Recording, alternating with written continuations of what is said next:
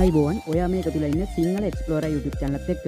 ඉතින් ඔන්න අද තරම් ආව අලුත් වීඩියෝ එකක්. අද වීඩියෝ එකෙන් කතා කරන්නේ නිතරම WhatsApp එකේ ගැවසෙන ඔයාට ස්ටේටස් එකක් දානකොට අඩුම MB ප්‍රමාණයකින් ස්ටේටස් එකක් දාලා ඔයාගේ තියෙන data ප්‍රමාණයත් ගොඩක්ම ඉතුරු කරගන්න පුළුවන් ක්‍රමයක් තමයි අද කියලා දෙන්නේ.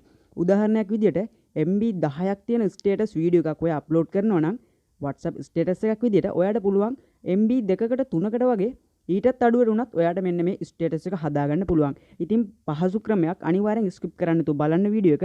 හරි අපි යන් වීඩියෝ එකට. ඔයා මුලින්ම යන්න ඕනේ වගේ playstore app එකට. අපිට පුංචි application එකක් download කරගන්න වෙනවා. ඔයා මෙන්න මෙතන search කරගන්න මේ video compressor කියන විදිහට. ඉතින් මෙන්න මේ video compressor කියලා මෙන්න මේ විදිහට search කරගත්තම උඩින් එනවා අපිට මෙන්න මේ කොළ පාට WhatsApp වගේ මාක් එකක් තියෙන icon එකක් තියෙන මෙන්න මේ app එක. ඉතින් මෙන්න මේ app එක ඔයාගේ phone එකට install කරගන්න. ඉතින් මම මේක install කරලා තියෙන නිසා මම මෙන්න මේ app එක මගේ phone එකෙන් හොයාගෙන මෙන්න මේ විදිහට open කරගන්නවා.